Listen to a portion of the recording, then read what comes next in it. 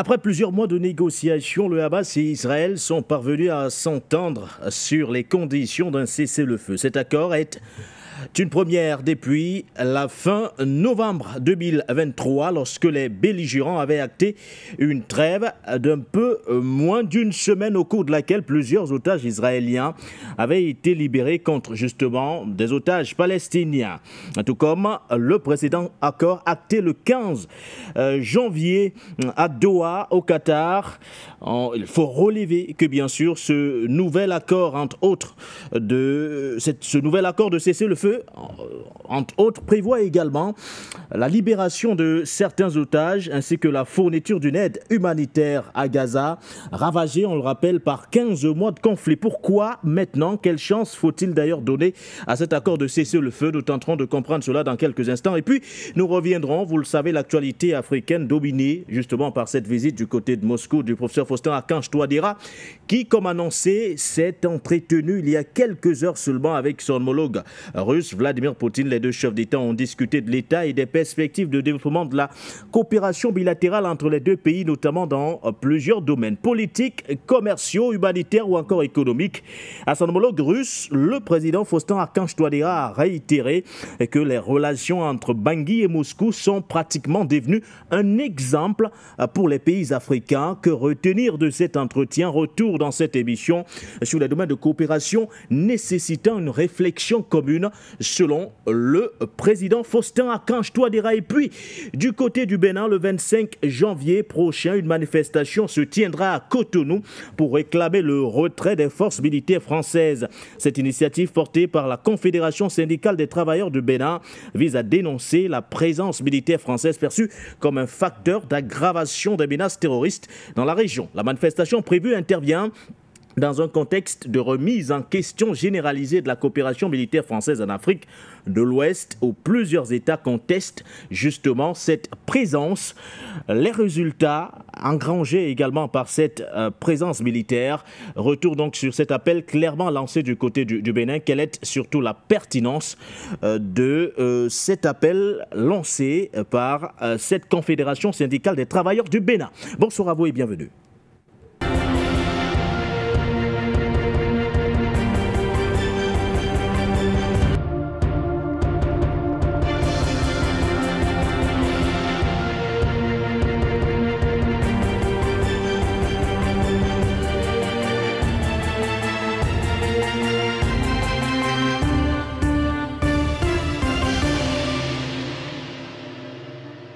Vous faites bien d'être une fois de plus des nôtres. Vous êtes au bon endroit, l'endroit où se croisent informations et débats. Vous êtes sur For You Media Africa, votre média panafricain, et c'est votre rendez-vous quotidien.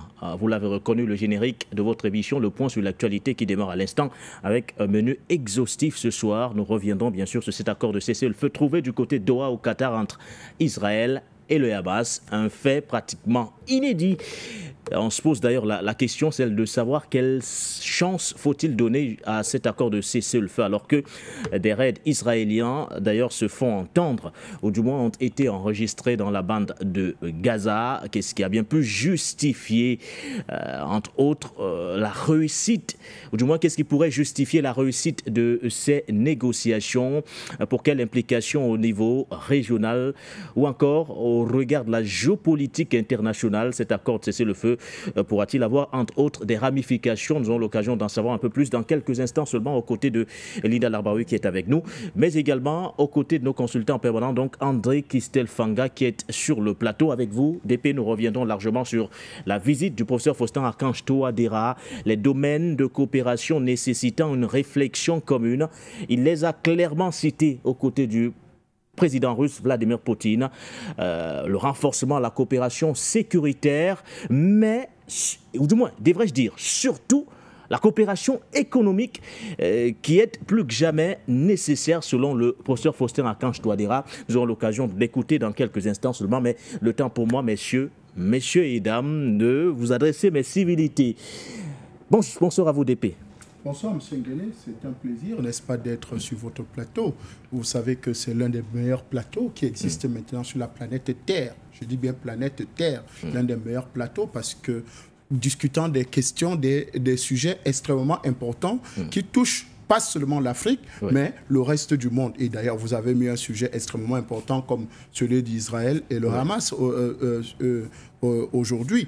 Donc, nous savons tous que l'Afrique est en mouvement et elle doit être en mouvement avec tous ces hommes et tous ces éléments. Et c'est pour ça que nous nous rendons compte que le discours ou bien le narratif que nous tenons ici produit des fruits et que des chefs d'État, des premiers ministres et toute la classe, n'est-ce pas, que ce soit la classe politico-administrative, n'est-ce pas, de l'Afrique, relaie, n'est-ce pas, ce narratif-là un peu de partout. Ça nous réjouit. Et que ça donne des boules, ça donne des nerfs, ça donne des rougeurs, ça donne tout ce qu'il faut à la France et surtout à son chef d'État, M. Emmanuel Macron. Là, nous sommes satisfaits. Donc, bonsoir à tous ceux qui sont connectés sur la meilleure des chaînes, actuellement sur la planète Terre. Et salut à vous. Bon débat à nous. Merci à vous, André Kistel Fanga. Je rappelle d'ailleurs que vous êtes analyste, vous êtes journaliste, directeur de publication de la Dépêche du Midi.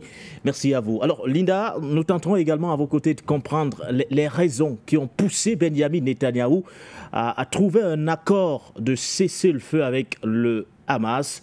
On rappelle que cet accord en question entrera en vigueur à partir du 19 janvier prochain, mais dans les rues de Gaza et partout ailleurs, on a vu une liesse populaire, même si certains raids ont jusqu'ici été enregistrés. On parle bien sûr des raids israéliens. Du coup, on se pose la question, quelle chance faudrait-il donner justement à cet accord? Peut-il s'inscrire dans la durée pour une résolution définitive de ce conflit israélo-palestinien? Peut-être avant de revenir sur la question, Linda, bienvenue tout d'abord.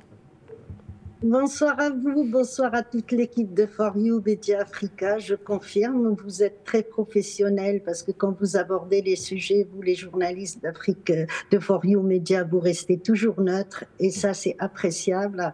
Et bonsoir à vos invités, merci de m'avoir invité. Alors, avant de vous passer la parole, Linda, je voudrais qu'ensemble on puisse tout d'abord prendre cet élément de nos correspondants d'ailleurs du côté de Gaza, revenant justement sur cet accord de cessez-le-feu trouvé du côté de Doha. C'était au Qatar. L'accord devrait inclure le retrait des troupes israéliennes de la bande de Gaza, l'échange des corps et la reconstruction de l'enclave. Le ministre des Affaires étrangères du Qatar a annoncé que l'accord entrerait en vigueur à partir du 19 janvier. L'armée israélienne a annoncé le début des pourparlers, des préparatifs pour accueillir les otages de retour de la bande de Gaza, tandis que le président américain élu Donald Trump s'est félicité sur les réseaux sociaux. Joe Biden, lui, a déclaré que c'est le fruit de son travail. Ce mémorable accord de cessez-le-feu n'aurait pu être conclu qu'après notre victoire historique en novembre, parce qu'elle a signalé au monde entier que notre administration rechercherait la paix et négocierait des accords pour assurer la sécurité de tous les Américains et de nos alliés.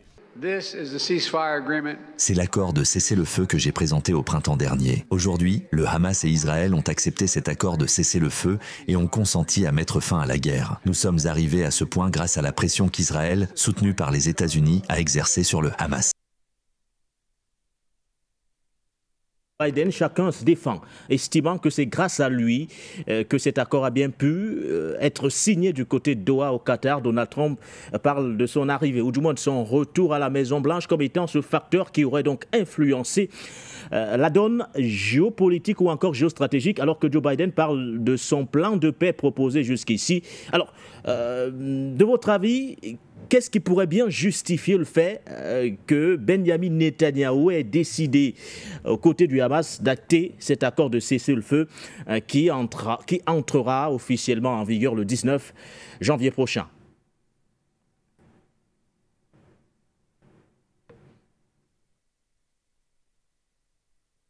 Alors, je ne sais pas si nous avons Linda, je pense que nous aurons l'occasion de la retrouver. On rappelle d'ailleurs que l'accord a été conclu à Doha ce 15 janvier 2024. Un accord inédit d'ailleurs, une première depuis fin novembre 2023, lorsque les belligérants, on le rappelle, avaient acté une trêve d'un peu moins d'une semaine, au cours de laquelle d'ailleurs plusieurs otages israéliens et palestiniens avaient été libérés, tout comme le précédent. On rappelle d'ailleurs que cet accord acté donc ce 15 janvier prévoit l'arrêt des hostilités, l'échange des détenus, ainsi que la fourniture d'une aide humanitaire à Gaza, ravagée par 15 mois de conflit.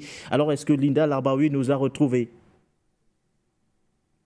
Alors Linda, je suis revenu sur les sorties des présidents, ou du moins du président américain Joe Biden, du président actuel américain Joe Biden, qui parle, entre autres, ou du moins qui situe cet accord de cessez-le-feu dans le cadre de son plan de paix proposé il y a quelques mois.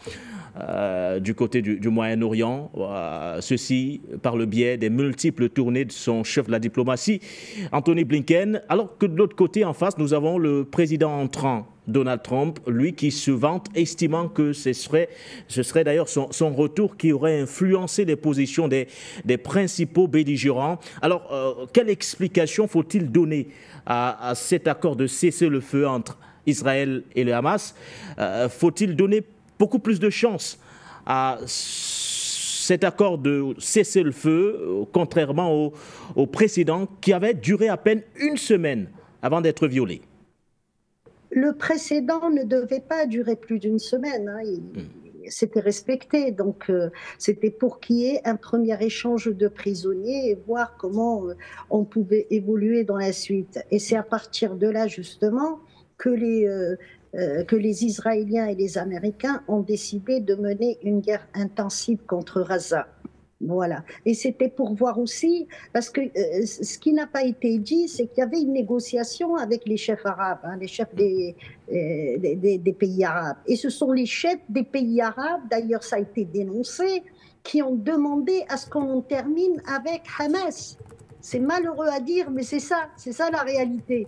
Donc, il y a Ben Salman qui est dedans, et il y a Ben Zayed qui est dedans, il y a le roi de Jordanie, et il y a également Sisi qui avait demandé à ce qu'on extermine Hamas. Hamas, on ne peut pas exterminer. Hamas, c'est une idée, Hamas. C'est une idéologie, aller jusqu'au bout de l'indépendance de Gaza. Qu'est-ce que je pourrais dire par rapport à ce qui se passe aujourd'hui? Réellement, c'est Trump qui a fait en sorte qu'il y ait un cessez-le-feu.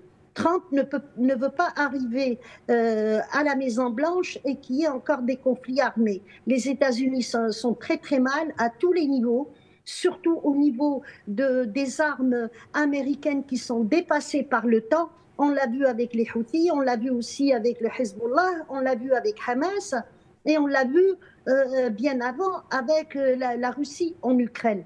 Donc les Houthis sont capables de démolir carrément un porte-avions. Ils ne le font pas, ils ne font qu'endommager des porte-avions.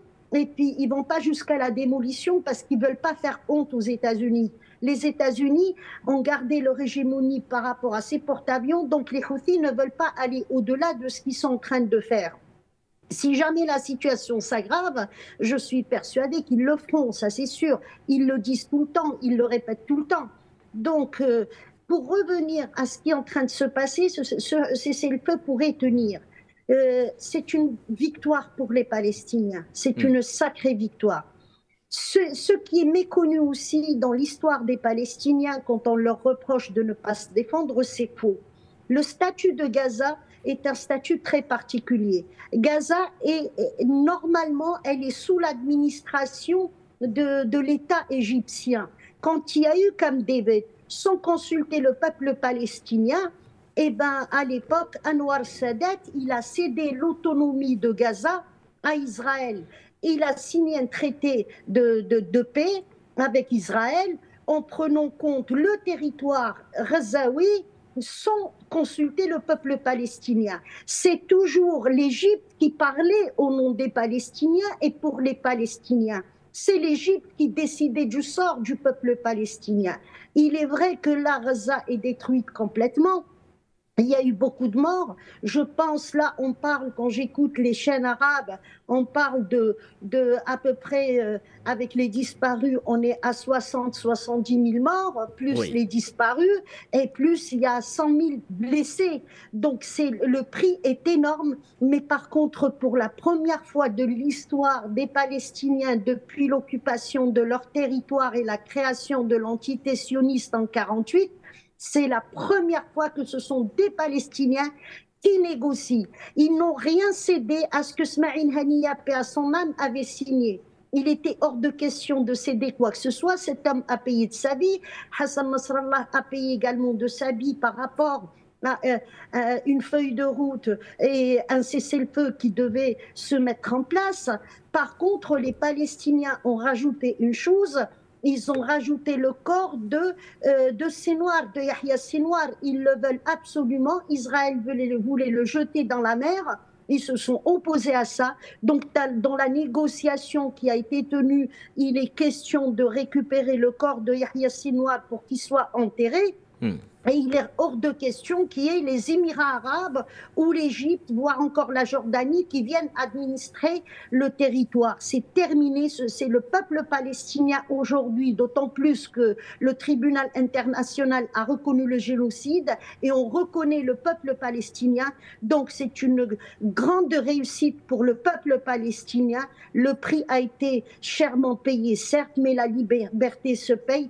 Et je les félicite d'avoir récupéré la parole et c'est eux qui seront représentés par eux-mêmes et c'est ça qui est important. Mais alors, est-ce que Benjamin Netanyahou, Linda Al-Arbaoui, ne sort-il pas fragilisé tout de même, puisqu'on connaît, entre autres, ou du moins nous avons toujours à mémoire les propos tenus le 7 octobre 2023 lorsqu'il nous disait qu'il ira au bout. Il voulait exterminer tous les Palestiniens, entre autres, ou du moins le Hamas. Là, on s'est rendu compte que sur le plan international, les dynamiques ont clairement bougé au fur et à mesure. On a l'impression que certains partenaires se sont désolidarisés de lui de façon progressive jusqu'à l'arrivée de Donald Trump. Vous parlez d'une victoire des Palestiniens, mais peut-on parler justement d'un échec lamentable d'ailleurs de l'administration Netanyahou? Sinon, peut-on, sur le plan international, tirer toutes les conséquences nécessaires d'ailleurs de ce conflit avec les morts, les décès, les dégâts matériels enregistrés jusqu'ici. Vous avez parlé de plus de 60 000 morts côté palestinien.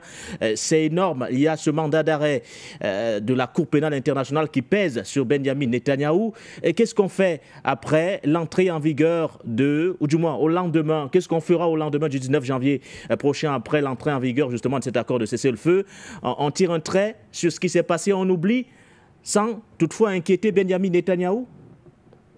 Non, je ne pense pas. L'humanité a changé. Il y a une année, quand les Israéliens ont coupé l'eau, ont coupé Internet, ils ont tout coupé, l'électricité. Et dans l'obscurité totale, ils ont commencé à bombarder des hôpitaux, des écoles où s'étaient réfugiés les gens. Là, le récit des Occidentaux, les droits de l'homme, la démocratie, la défense des minorités, la défense de la femme, tout ça est tombé, c'est terminé. Le monde ne sera plus jamais le même. Ça fait 1 an que je le dis.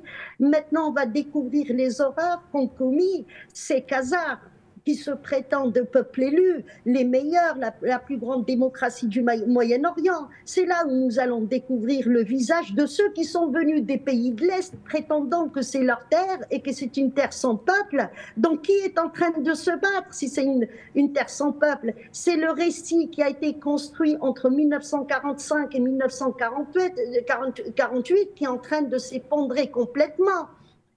Les Juifs khazars ne sont pas des sémites. Ça, maintenant, les gens le savent. Moi, je regarde sur les réseaux sociaux, et les gens commencent à découvrir ce que c'est qu'un sémite et celui qui ne l'est pas. Le Palestinien est sémite. Le Palestinien, il est cananéen.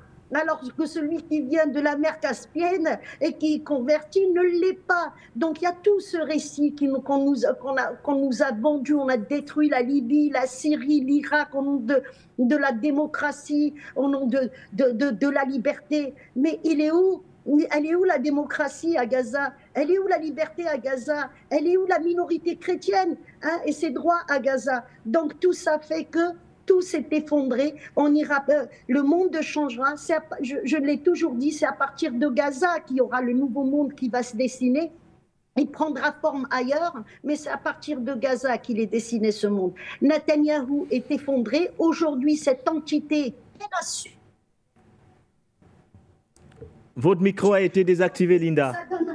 Les Allemands sont en train de travailler là-dessus pour dire, vous voyez, on leur a fait la guerre, voilà pourquoi. Ça a été dit par les Allemands ces derniers temps. Ils sont en train de le dire, les Allemands. Ils sont en train de se justifier par rapport à ce qui s'est passé en 1945. Donc cette guerre, Elle ne peut pas donner crédit à Israël, surtout pas à ces gens qui sont venus du monde entier prétendant qu'ils sont c'est le peuple élu et le peuple le plus émancipé du monde. C'est terminé ça. On partira sur autre chose. Et puis le peuple palestinien maintenant a réussi à prouver au monde entier que l'Occident est sauvage. L'Occident n'a aucune civilisation. Il n'a aucune humanité et tout ce que cet Occident fait, c'est nous monter des histoires pour venir nous occuper, c'est tout.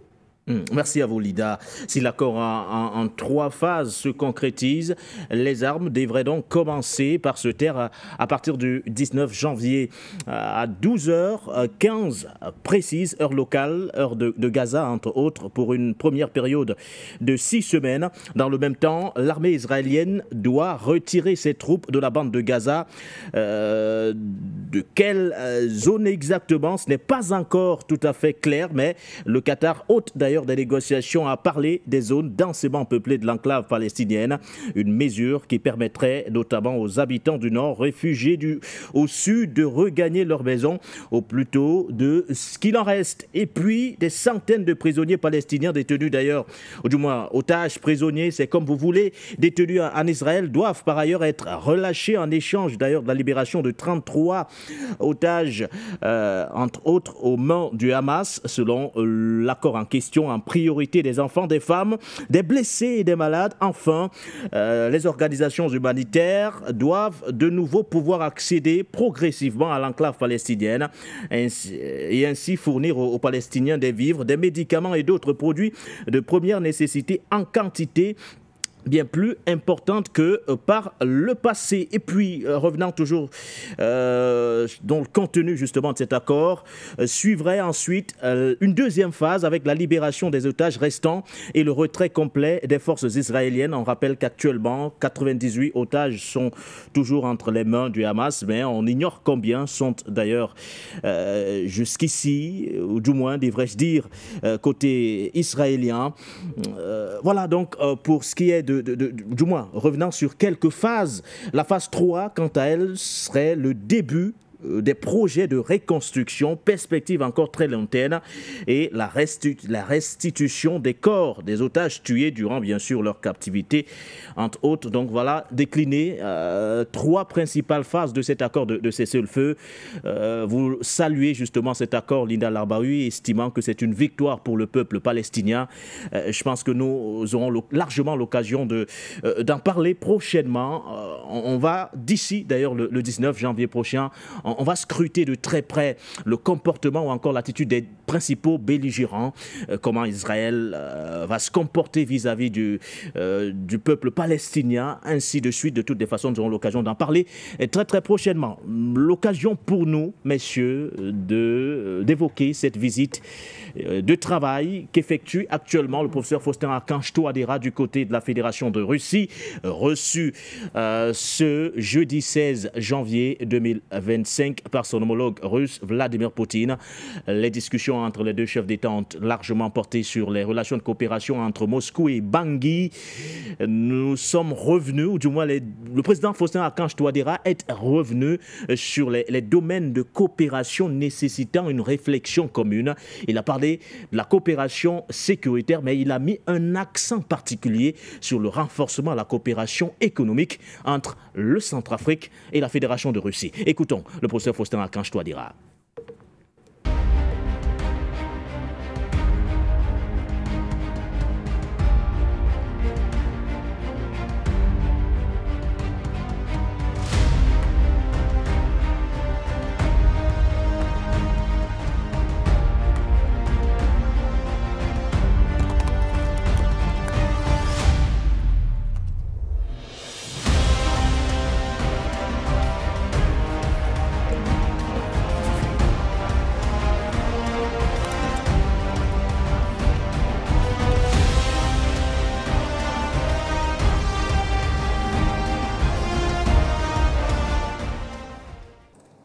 Au cours de cette visite, je souhaite évoquer avec votre Excellence les sujets qui me paraissent prioritaires et qui peuvent faire l'objet d'une réflexion commune, à savoir la coopération dans le domaine de la sécurité, le domaine de la coopération économique, le développement de la coopération économique, notamment sur l'agriculture, les mines, l'énergie et l'élevage.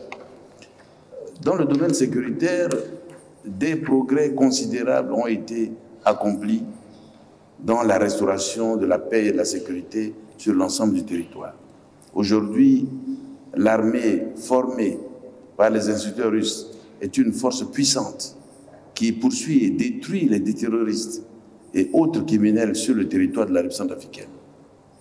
Nous voulons continuer à travailler pour renforcer la sécurité à l'intérieur du pays, aux frontières de la République centrafricaine, d'où viennent souvent les menaces, en collaboration avec des spécialistes russes qui se sont révélés être de véritables professionnels de la guerre et de braves guerriers.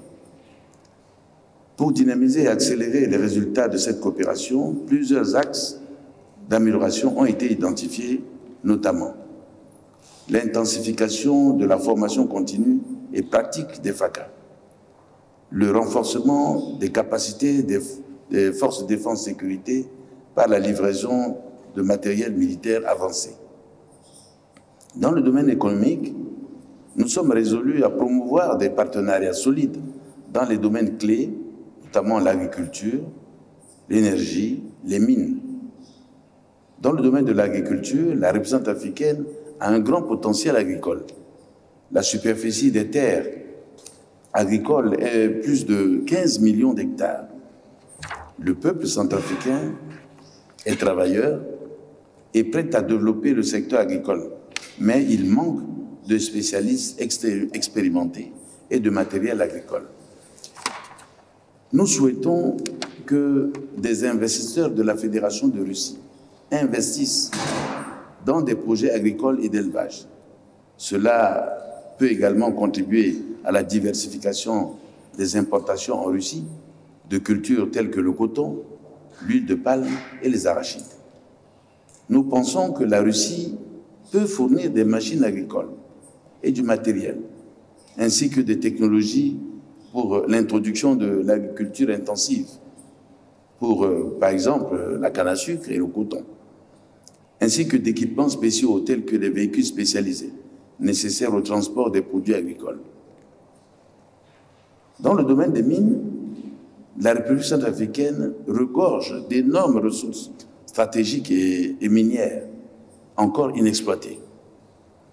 Je me réjouis de la signature par nos ministres des Mines et de l'Agriculture des protocoles d'accord et en vue de redynamiser notre coopération dans ces deux domaines.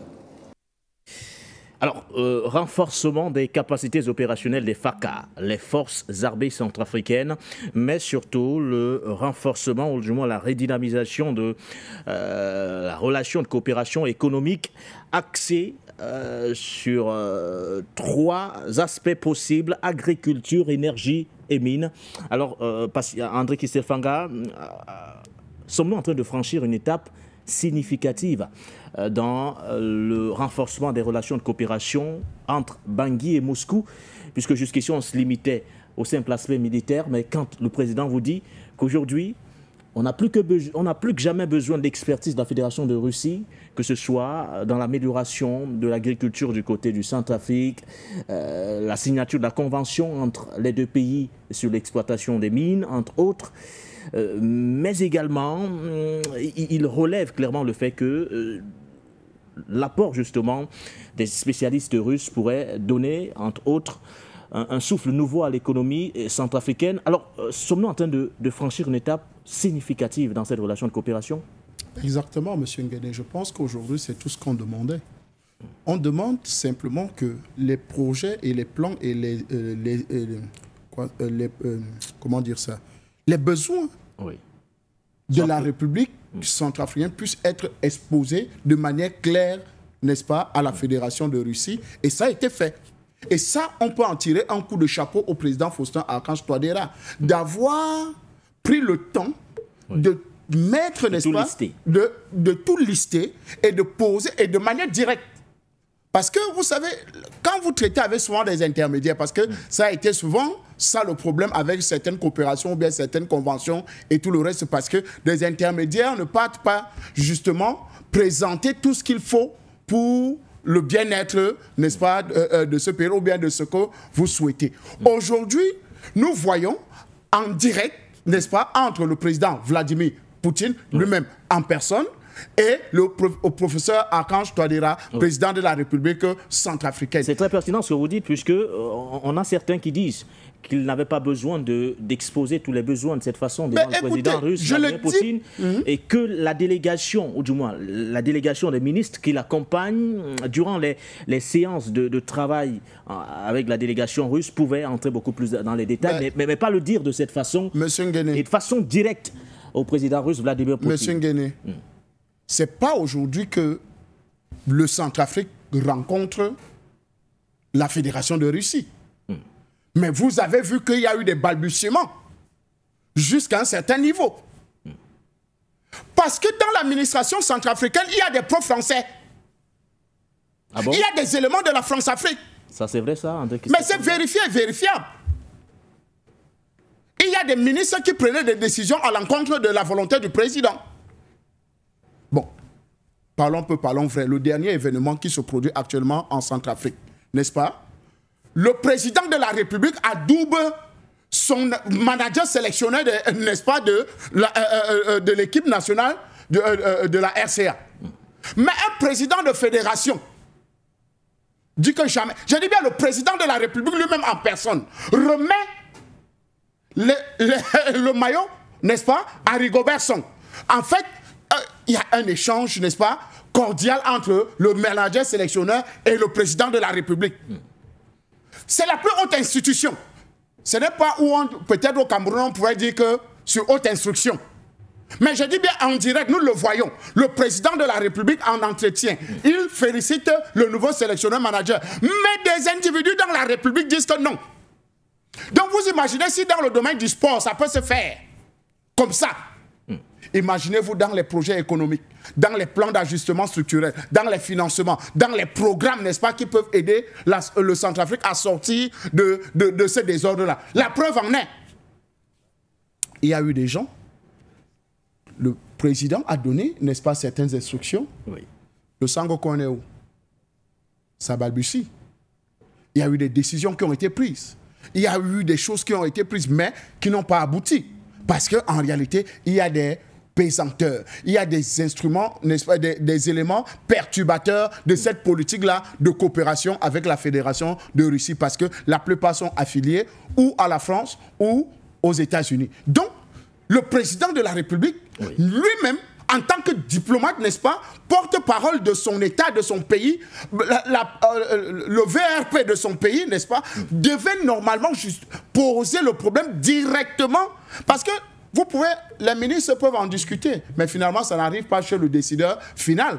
C'est-à-dire, OK, monsieur le président, voici ce que nous avons discuté en comité, n'est-ce pas, restreint des ministres et de ceci. Oui. Et en fait, ils peuvent éliminer beaucoup de choses. Alors qu'ici, si la Fédération de Russie ne réagit pas favorablement, on saura quand même que le professeur Archange Touadéra avait posé le problème à la personne la plus indiquée. Et je pense que c'est ce que la Fédération de Russie aussi attendait. Parce que, en réalité, pour qu'elle puisse coopérer avec nos États, il faut que nous leur exposions aussi véritablement les problèmes que nous avons.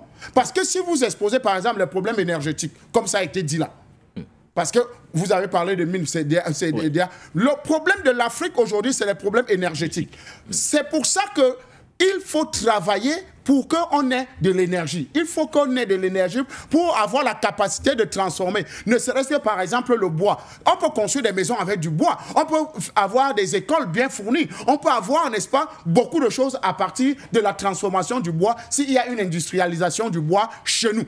Des meubles de qualité et tout le reste. Donc, vous voyez que le problème énergétique est un problème extrêmement important, surtout pour un pays en construction comme le Centrafrique. Et le professeur Archange Touadéra l'a exposé clairement en disant « Nous avons des problèmes énergétiques. Il faut une coopération dans ce sens-là. En dehors de la coopération militaire, de la coopération d'agriculture et tout ça. Et même au-delà qu'on va avoir des coopérations, il faut qu'on ait des gens qui vont nous aider, n'est-ce pas? Que ce soit dans la formation, pas seulement des militaires, même dans la pratique de l'agriculture. Oui. Il faut des gens qui vont nous aider justement pour que l'agriculture soit modernisée. Il a parlé de l'expertise russe, ainsi que des investissements russes dans l'agriculture, le professeur Faustin Archange Touadéra. Mais parce qu'il sait que la Fédération de Russie, en matière d'agriculture, est un champion, et surtout qu'il y a un élément extrêmement important pour l'agriculture, c'est justement les engrais. Vous savez que les engrais, la Russie, pour que vous puissiez avoir une véritable industrie agricole, il faut les engrais. Et la Russie en possède donc, et a de l'expérience, a de l'expertise. Et donc, le Centrafrique peut devenir un très grand producteur, n'est-ce pas, de beaucoup de choses. Il a parlé du coton directement, par exemple. Donc, il y a des terres arables, n'est-ce pas, en Centrafrique, capables, n'est-ce pas, d'accueillir tout genre de culture. Et donc, l'expérience russe ou bien les investissements russes. Et vous savez pourquoi il le rappelle, les investisseurs. Il rappelle que les investisseurs russes doivent venir parce que la plupart des investisseurs russes ont des difficultés. Ils ont investi en Europe, ils ont investi un peu de partout et leurs avoirs ont été gelés. Et on leur donne la possibilité maintenant de dire, mais il y a des terres chez nous, il y a tout ce que vous pouvez, n'est-ce pas, c'est pour moi l'occasion ici d'appeler Roman Abramovich, n'est-ce pas, de venir financer, par exemple, certains clubs de football chez nous en Afrique ou bien les acheter. Merci à vous, André Christelle Fanga. Quelques points forts, ou du moins quelques déclarations fortes, d'ailleurs, du professeur Faustin Archange Touadéra à son homologue, ou du moins aux côtés de son homologue russe, Vladimir Poutine. Bangui reste reconnaissant vis-à-vis de la Russie pour les livraisons de céréales et de carburant, ainsi que pour le soutien de la levée de l'embargo sur les exportations de diamants et surtout sur l'embargo sur les armes, entre autres. La coopération entre la République centrafricaine et la Russie est devenue clairement un exemple pour les pays africains. Grâce au soutien de la Russie, la République centrafricaine, ou du moins devrais-je dire le Centrafrique, a pu éviter une guerre civile en 2021. Bangui poursuivra sa lutte contre le terrorisme avec le soutien de la Russie.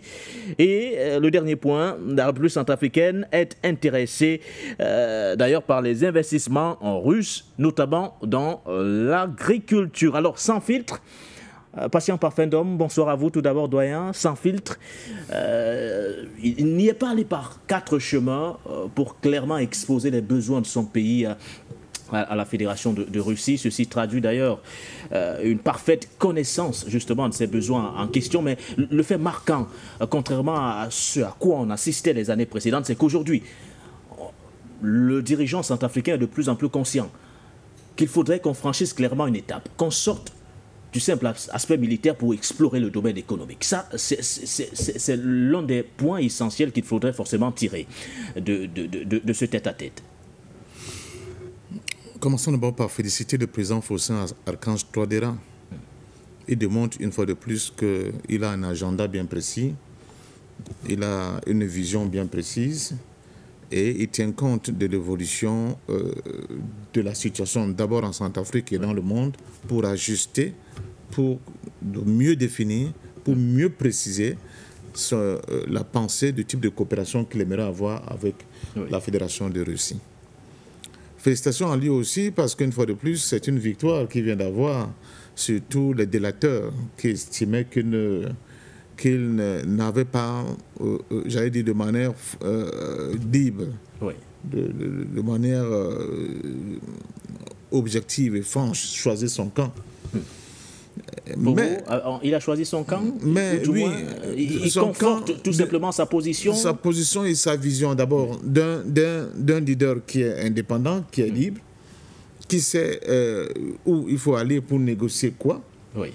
Qui sait ce dont son peuple a besoin et qu'il faut, vers quelle destination il faut s'orienter dans le cadre du renforcement de ce type de coopération. Mais j'ai aussi vu l'atmosphère détendue. Vous aurez, à l'entame de cette vidéo, l'attitude du président Poutine. Il vient, il est détendu, il est tout heureux. Ça veut dire qu'il reçoit un ami. Ce n'est pas la longue table. C'est même la poignée de main. C'est une poignée de main. Très proche, hein. Quand on oui, regarde on sent qu'il y a vraiment une complicité entre les deux chefs d'État. Et c'est ça qui est très important. Donc, il est très détendu, en rigolant pratiquement. On a l'impression qu'il s'apprête à danser. Voilà. Je reçois un ami, je reçois quelqu'un qui m'est proche, mais je reçois quelqu'un chez qui j'ai pu démontrer aussi la fraternité russe vis-à-vis du peuple africain, en apportant la paix et la quiétude pour les peuples de cette région. Et le président Faustin Archange Touadéra, je pense qu'il a le droit d'insister sur ces points-là, parce qu'il a passé sur notre étape. Vous ne pouvez pas parler de tout ce que le président a parlé là, en termes de projection de développement économique, si vous n'avez pas la sécurité. Maintenant que la sécurité est plus ou moins acquise, on demande tout simplement à la renforcer. Il a dit quelque chose de très important en parlant de l'acquisition d'armes russe d'un niveau très élevé. C'est-à-dire qu'on monte en grade du point de vue de la constitution de l'armée centrafricaine. Le renforcement des opérations, des capacités maintenant que l'armée est là, maintenant que l'armée est prête au combat, il faut qu'on monte maintenant par l'acquisition des armes qui sont d'un certain niveau, parce que l'armée pourra enfin les utiliser, mais aussi peut-être en prendre soin de manière convenable. Donc là, on va dans quelque chose de très important. Mais une fois de plus, on va bien constater que le président, le professeur Faustin Archange Touadéra, il cible les secteurs importants où il estime que l'expertise russe, où il estime que l'apport du financement russe peut être très important. Agriculture, mines, énergie, principalement les trois aspects, ou du moins les trois domaines évoqués par le professeur Faustin Archange Touadéra. On reviendra un jour à la fin de la guerre d'Ukraine sur le bilan, pour qu'on fasse vraiment une véritable émission, même sur plusieurs heures, sur quels étaient les objectifs des Occidentaux en allant provoquer cette guerre en Ukraine. Vous allez voir, et c'est là où l'Afrique est importante depuis un certain temps, que l'un des objectifs clés, c'était les questions économiques, les questions de l'acquisition de certains minéraux qui font défaut aujourd'hui à l'Occident, et certains minéraux dont l'Occident est obligé même de se rapprocher de la Chine et de la Russie pour pouvoir les avoir. Or, en Ukraine, ces minéraux-là existent. En Ukraine, il y a la question des terres agricoles qui produisent vraiment avec des rendements très élevés qui existent. Donc, le président Faustin Archange Touadéra dit à Poutine, mais nous avons, nous aussi, la panoplie, toute cette panoplie de choses qui peuvent vous intéresser à plusieurs plans pour continuer de grandir. Ce n'est pas pour rien qu'on veut prendre le Canada, ce n'est pas pour rien qu'on veut faire une paix sur le Groenland, ce n'est pas pour rien qu'on veut prendre le Panama non plus. C'est parce que les autres voient plus blanc. Donc je dis que là, une fois de plus, le professeur Faustin Archange Touadéra, au-delà des youyous et des morsures de pitbull, bon, de certains panafricains, il faut le dire, on voit bien qu'il est méthodique, il est sérieux, il sait où va, il connaît les difficultés de son pays, connaît les limites de son pays, et il estime que le moment est arrivé pour passer à une autre étape. Et ça, je suis content de le dire, là, tout ce projet ne pourra aboutir de manière convenable dans une réussite vraiment qui fera le bonheur de tous, que si l'environnement, la sous-région est mieux assaini, que si la coopération au niveau de la sous-région est mieux renforcée. Je peux vous le dire. Vous avez parlé des engrais et des céréales que la Russie, que la République centrafricaine a reçu, dont de la Russie. Je peux vous dire qu'une partie des céréales sont venues presque de manière brute. Il fallait des minotiers pour les transformer en farine de blé. Et la solution s'est trouvée aussi au port de Douala. Pour vous dire la nécessité de l'imbrication des intérêts et des destins même de développement des pays de la sous-région. Donc, une fois de plus, le professeur Faustin Archange Touadéra, peut-être, on a l'impression qu'il parle seulement pour le pays centrafricain.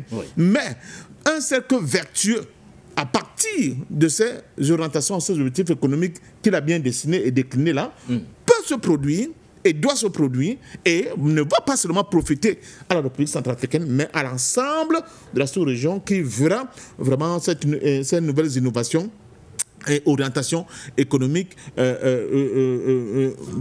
tirer vers le haut complètement l'ensemble de nos économies moribondes qui pour l'instant ne parvient pas encore à décoller, surtout au niveau de la sous-région pour des raisons évidentes que nous connaissons, parce que nous sommes encore assujettis à la Banque mondiale, au Fonds monétaire international, au financement des pays impérialistes que nous connaissons. Donc bravo une fois de plus au président Faustin Archange Touadéra.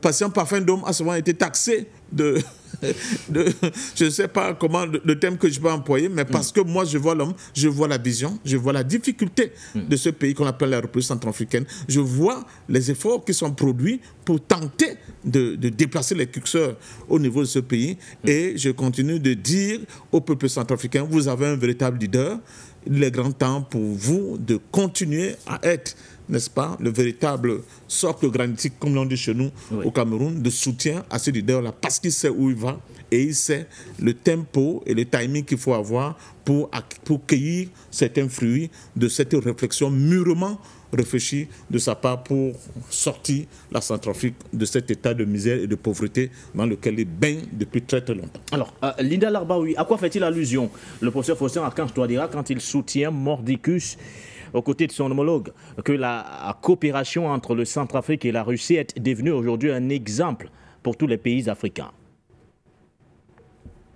C'est bien M. Archange Touadéra qui a fait appel à la Russie en premier, donc ça, il ne faut pas l'oublier. Et ça a été même avec un conseil de M. Hollande à l'époque. Hein. Ça, il faut rappeler l'histoire, elle est anecdotique. Donc, réellement, oui, il a donné l'exemple. Et le fait d'avoir stabilisé un petit peu le pays, le fait d'avoir, je le dis un petit peu, parce qu'il y a encore beaucoup de choses à faire, hein, et le fait aussi de s'être approché de la Russie par rapport à d'autres projets que la sécurité, il a donné l'exemple, bien évidemment. Après, ça a été suivi, bien sûr, par le Mali, par le Burkina et par le Niger. Mais au départ, ça, il ne faut pas lui enlever. C'est lui qui s'est rapproché en premier de la Russie. Maintenant, ce que la Russie peut lui apporter, elle peut apporter énormément à la Russie. Hein. La Russie, contrairement à ce qu'on pense, pour moi, personnellement, c'est la plus grande armée du monde. Parce que l'armée américaine, c'est l'OTAN. Ce n'est pas que l'armée américaine.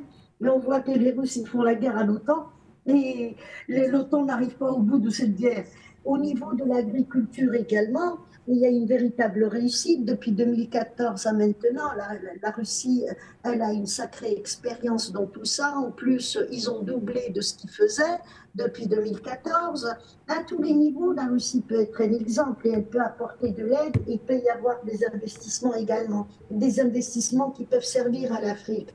Maintenant, le problème des Africains, et je parle également de l'Algérie. Quand je dis Afrique, l'Algérie aussi, il y a ceux qui pensent que je réfléchis différemment. Le problème des Africains, c'est que quand on négocie, parfois, on négocie avec le cœur. Et je pense que M. Archange, avec tout ce qu'il a pu vivre hein, depuis qu'il est à ce poste, il a dû réfléchir mûrement et il est beaucoup plus pragmatique qu'au départ, et les Africains devraient être encore beaucoup plus pragmatiques également, visionnaires dans le temps et avec une certaine stratégie. Parce que là, si on s'attaque à l'agriculture, si on s'attaque à l'énergie, si on s'attaque à tout ça, il faut davantage de sécurité. On ne peut pas développer l'énergie s'il n'y a pas une sécurité derrière. On ne peut pas développer aussi l'agriculture s'il n'y a pas une sécurité derrière. Vous savez, les sociétés comme Cargill et d'autres, des sociétés américaines, elles sont impliquées dans je dirais, des feux pour brûler des champs, la destruction de pas mal d'arbres fruitiers aussi dans le monde pour continuer à avoir le monopole. Donc il faut faire attention à tout ça. Nous l'avons subi nous aussi en Algérie en 2021. 73 feux ont éclaté d'un seul coup, c'était des feux criminels. Je cite l'Algérie parce que c'est un pays africain et ça donne l'exemple sur ce qui pourrait arriver. Il y a eu aussi en Tunisie des feux qui ont brûlé non seulement des oliviers, mais aussi des dattiers. Donc, il faut une sacrée sécurité et il faut aussi ce qui va avec. Si jamais il y a des feux qui éclatent, et ben, ce qui peut éteindre également. Donc, la Russie, de ce côté-là, elle peut apporter son aide. Je ne sais pas si M. Touadéra, eh ben, il inclut dans tout ce qu'il a abordé, il inclut également la sécurité, la formation de militaires, enfin, la formation aussi de pompiers, la formation, il faut que ça aille avec. Et moi, je le félicite parce qu'il a su quand même stabiliser un petit peu le pays, l'un des pays les plus pauvres d'Afrique, alors que c'est l'un des pays les plus riches en matières premières. L'Afrique est en bonne voie. Aujourd'hui, nous avons d'autres alternatives que de nous adresser à cet Occident, hein, cet Occident otanien qui ne faisait que piller. Aujourd'hui, nous avons d'autres partenaires. Il y a la Chine également. Et ben, j'aimerais bien le voir faire un déplacement en Chine. Les Chinois, ils peuvent apporter énormément, d'autant plus que c'est les Chinois qui sont en train d'investir dans la route de la soie. Et la route de la soie est importante pour l'Afrique. C'est des infrastructures qui vont permettre aux Africains de commercer entre eux. Le Mali, très riche en coton, il pourra vendre son coton, je ne sais pas, en Tunisie, en Algérie. La Tunisie, qui est le premier producteur de l'huile d'olive, pourra vendre son huile d'olive eh ben, au Niger. Donc c'est avec des infrastructures comme ça qu'on pourra aussi aller plus loin et doubler le PIB d'un pays. Donc j'aimerais bien... ça, c'est un souhait, hein, de voir M. Touadéra aller faire un voyage en Chine également. Et ça va créer un certain équilibre. Avoir un seul partenaire, pour moi, ce n'est pas bon. Et par rapport à ce que j'ai appris par la géopolitique, ce n'est pas bon d'avoir un seul partenaire. Nous l'avons vécu quand il y avait un monde bipolaire, quand il y avait l'Union soviétique. Les Américains se sont arrangés pour décortiquer l'Union soviétique, qui se sont retrouvés à régner tout seuls. Et ben voilà où on est l'Afrique aujourd'hui. Donc aujourd'hui, c'est un monde multipolaire qu'il faudrait, mais pour qu'il y ait un monde multipolaire, il faut aussi s'adresser à d'autres partenaires. La Russie qui est là en premier, c'est bien, mais aussi diversifier ses partenaires, ça aussi, ça peut être pas mal. Merci. Merci à vous, Lida Larbaoui. D'ailleurs, pour rassurer tous ceux qui nous suivent, le professeur Faustin Archange Touadéra avait clairement, ou du moins, s'était exprimé en disant qu'il ne ferme la porte à personne. Il est prêt à coopérer avec tout le monde. Alors, nous allons évoquer un autre sujet en rapport avec... ça peut paraître un peu bizarre, mais nous revenons ce soir sur ces manifestations annoncées d'ailleurs du côté du Bénin. André Kistel Fanga, des manifestations se tiendront donc officiellement le 25 janvier prochain à Cotonou pour réclamer le retrait des forces militaires françaises du Bénin. Jusqu'ici, on se posait la question, y a-t-il réellement des troupes françaises du côté du Bénin? Selon la Confédération syndicale des travailleurs du Bénin, oui. Clairement, il y a cette force militaire française du côté du Bénin et sa présence, André Kistel Fanga, aggrave l'insécurité du pays. Ils ont pris pour prétexte la récente attaque terroriste, celle du 8 janvier dernier, qui a, entre autres, coûté la vie à plus de 20 éléments des forces de défense, à plus de 20 éléments de forces de défense et de sécurité. Du coup, on se pose la question, c'est quoi la pertinence justement de ces manifestations annoncées du côté du Bénin, réclamant une fois de plus le retrait des soldats français? Je vous ai expliqué que la stratégie française, par exemple, c'est la stratégie du pompier pyromane. La stratégie du pompier pyromane, c'est simplement ceci. On allume le feu et on se propose comme ceux qui doivent éteindre ce feu. On avait dit, il y a de cela quelque temps que, et d'ailleurs le général Tchani, lors d'une interview, avait précisé qu'il y avait des éléments français justement installés au Bénin pour déstabiliser le Niger. Chose que les autorités ont démenti. Ils ont démenti. Oui. Et maintenant, voici les Béninois eux-mêmes qui disent que non, il faut que les militaires français partent du Bénin. Vous comprenez qu'il y a quelque chose qui ne tourne pas rond quelque part. Quand nous regardons cette attitude, nous savons tous que M. Talon, je vous l'ai toujours dit, est un agent de la CIA, un agent de l'impérialisme. Il est là, il a ses objectifs.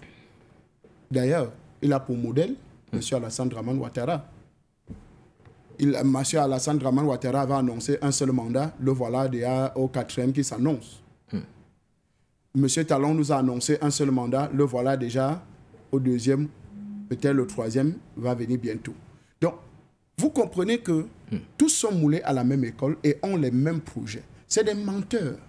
Ils ne vivent que dans le mensonge. Et aujourd'hui que le peuple béninois, sensibilisé, n'est-ce pas, taxé même de complotistes, ce peuple a dit, mais non, nous n'allons pas être des complotistes ou bien à participer à ce complot contre des pays frères, c'est-à-dire contre le Niger, contre les États de l'AES en général. Et donc, nous allons nous mobiliser pour que ces bases militaires puissent, ces militaires français, n'est-ce pas, puissent partir de notre territoire.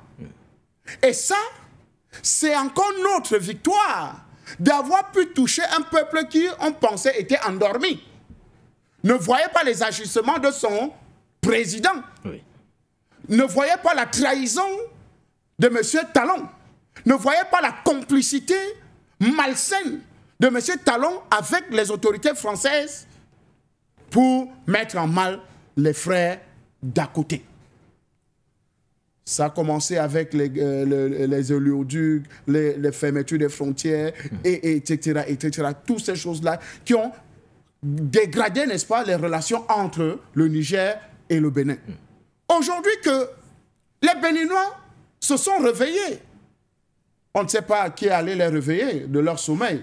Peut-être comme Ibrahim Traoré a dit, ceux qui doivent se réveiller vont se réveiller. Et donc, je pense que le discours, n'est-ce pas, porte ses fruits aujourd'hui. Et donc, le peuple béninois va se mobiliser pour chasser encore cette armée maudite, ces soldats maudits, ces gens qui sont les éléments du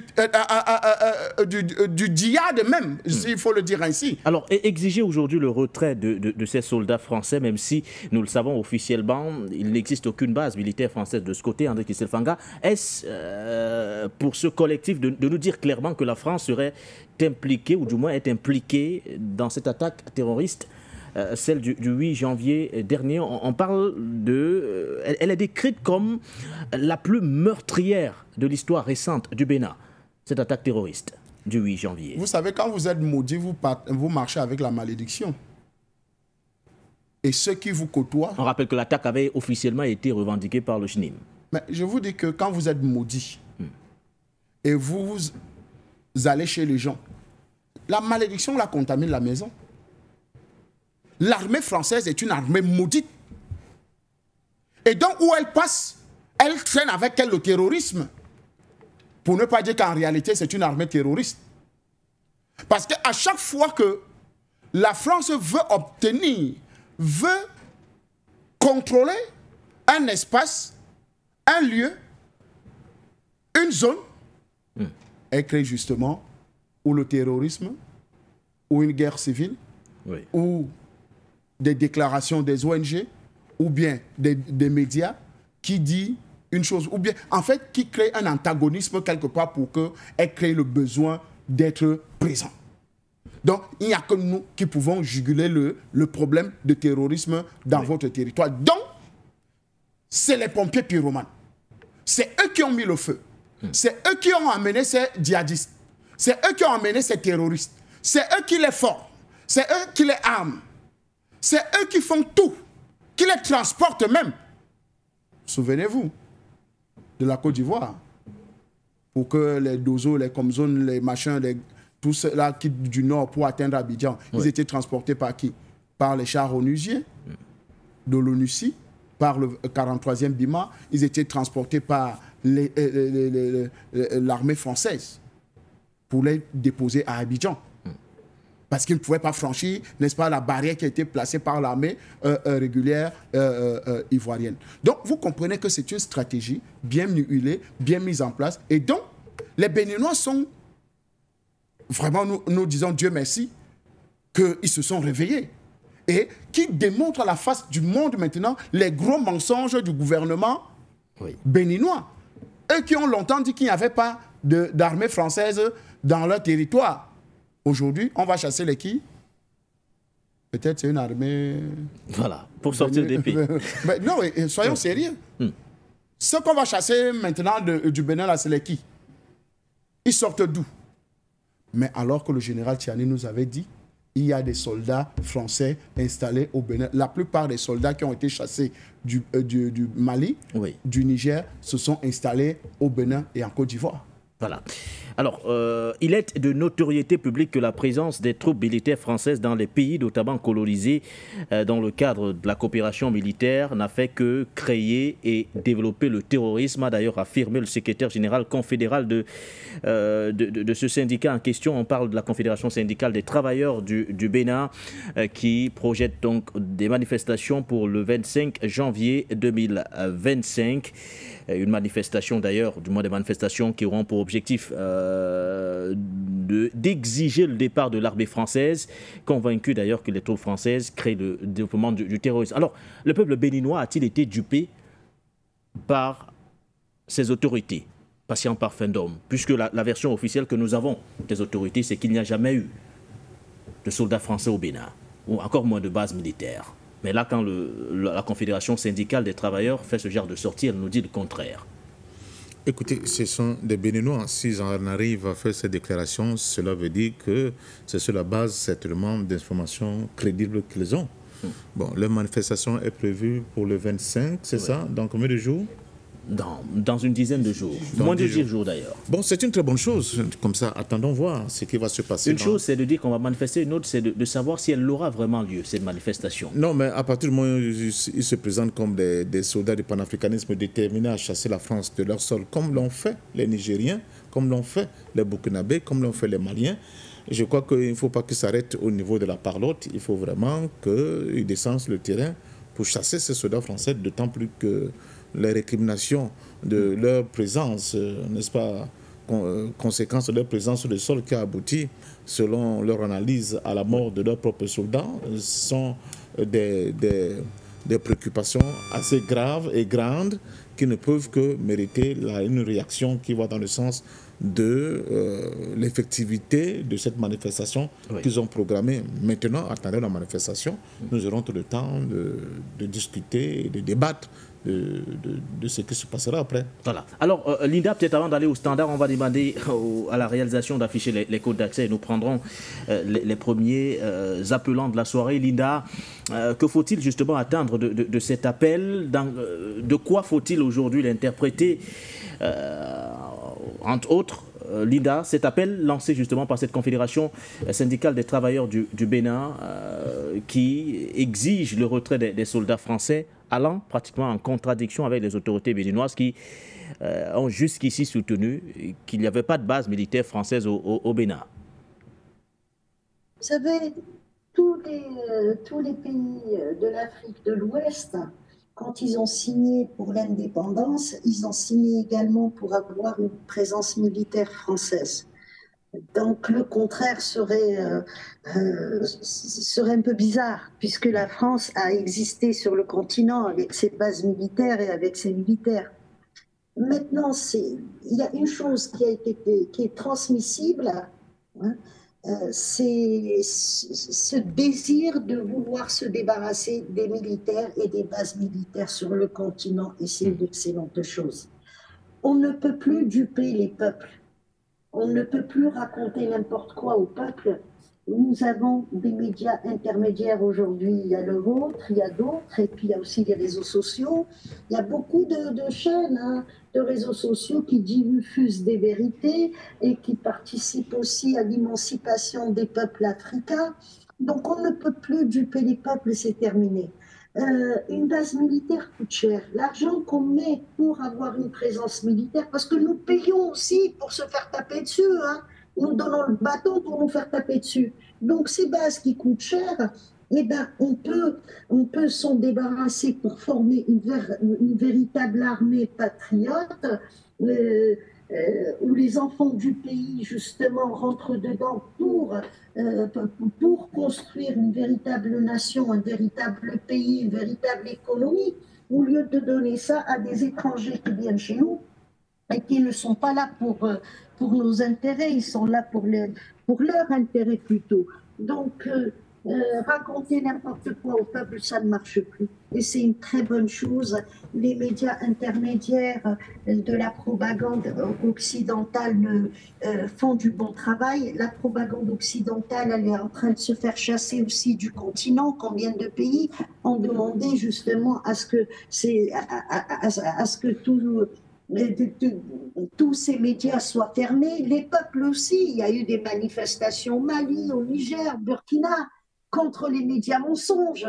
Donc, on n'attend plus après LCI aujourd'hui ou France 24 pour avoir les informations. Et c'est ça qui fait que l'Afrique retrouvera bientôt son indépendance totale.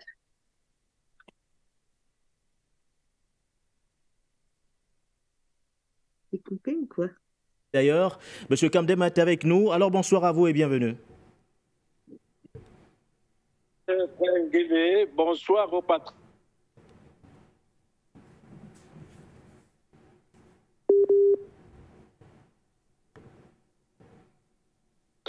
Bonsoir sur le cas du Bénin.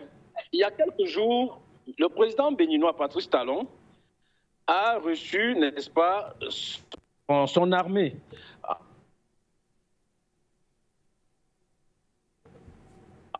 Au niveau du Bénin. Et lorsqu'il leur remettait ces bâtiments en guise de caserne, a dit, je me rappelle, il a bien dit, le Bénin s'efforce par ma personne à vous construire les casernes pour que vous travaillez dans de meilleures conditions. Alors, lorsqu'il a dit, il répète, il retoque en disant, bien que certains pays africains se disent que c'est la France qui investit pour nous ou alors nous sommes dans une base française. Lorsque vous voyez les bâtiments en question, je vous dis, c'est l'architecture française. C'est l'architecture française. Ce jour, il a reçu une cinquantaine de militaires, c'est-à-dire officiers, hauts gradés, sous-officiers et hommes de rang. Il l'a dit. Donc, je ne suis pas surpris. Ce qui dérange M. Patrice Talon, c'est l'hypocrisie. Il faut être clair, c'est l'hypocrisie. Parce que, voyez-vous, lorsqu'il se plaçait sur le perron du palais présidentiel pour attaquer le Niger et le Burkina Faso, n'est-ce pas, et éventuellement le Mali, il disait qu'il était prêt et qu'il avait tous les moyens nécessaires. M. Patrice Talon comptait le plus sur la base arrière, n'est-ce pas, de l'armée française qui se trouvait au Bénin. Et au départ, la preuve, il s'est contredit, c'est ce qu'on appelle d'ailleurs un mensonge d'État, puisqu'au départ, il a nié qu'il n'y avait aucune base militaire française dans son pays. Il l'a carrément nié. Alors, si au jour d'aujourd'hui, les Béninois ont compris que la grande école que vous avez créée avec des grands professeurs comme le patriarche Papendom et Patrick Pagaille et les autres, alors si cette grande école d'éveil a vraiment, n'est-ce pas, réveillé les consciences des Béninois,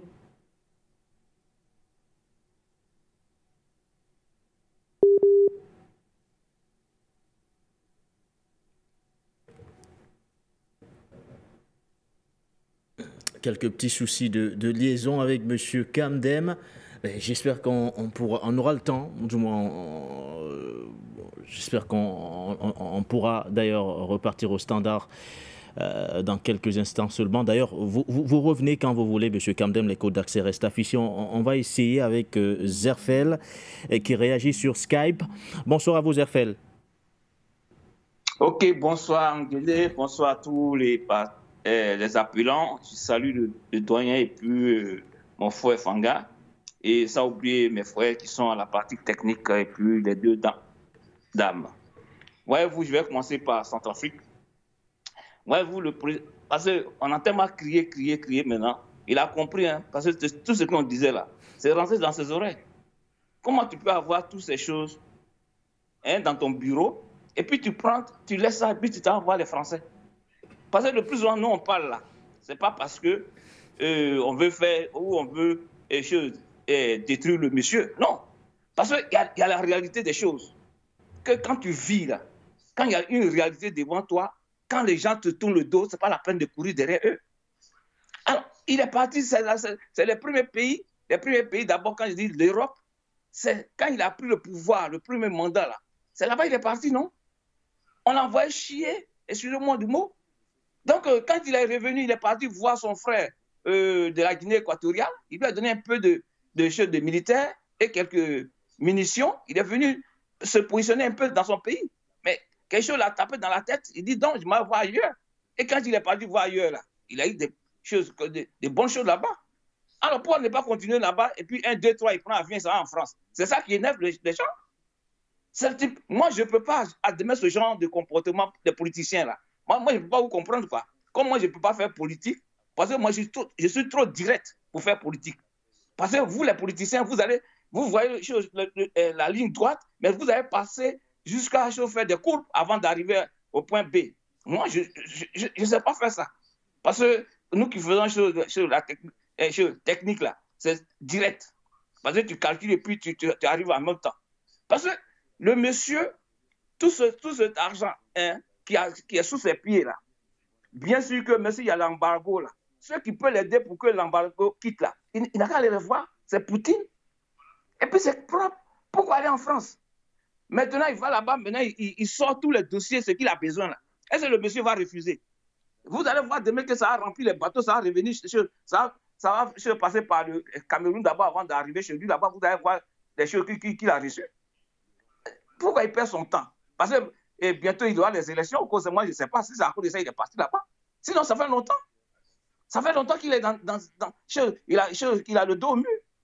Sur le plan agriculture, ainsi de suite, tout ce qu'il a cité, que j'ai entendu là.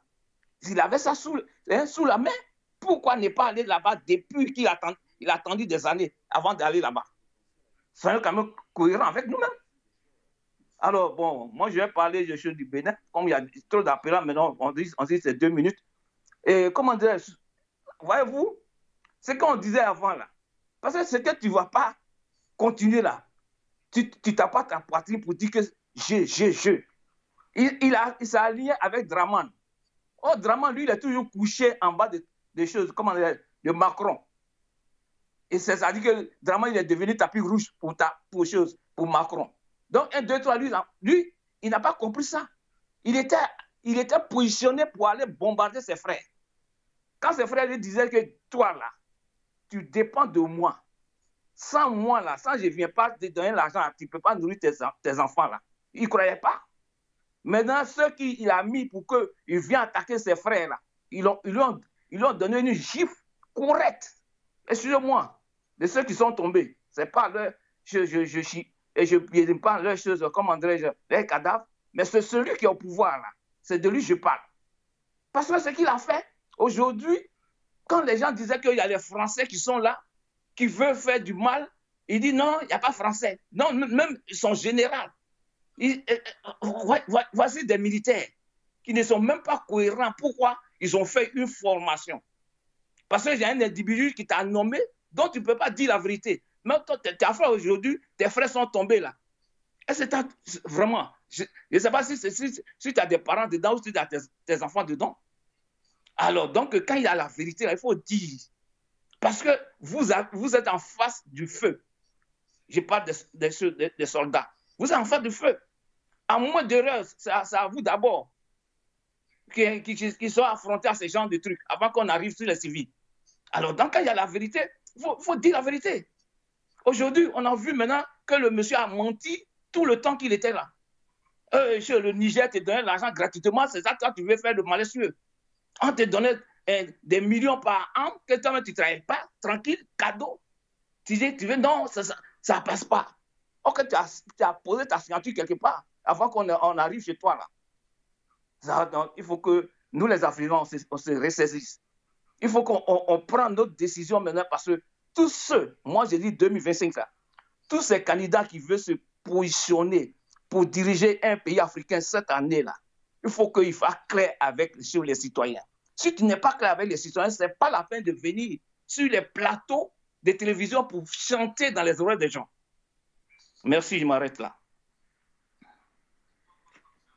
Bonsoir à vous. Bonsoir. Ok, Maïga Boubacar depuis Douri. Bonjour à M. Nguéné, bonjour à toute l'équipe de Forum Média. Merci aux panélistes, au grand frère qui est de l'autre côté, à Linda. Merci à tout le monde.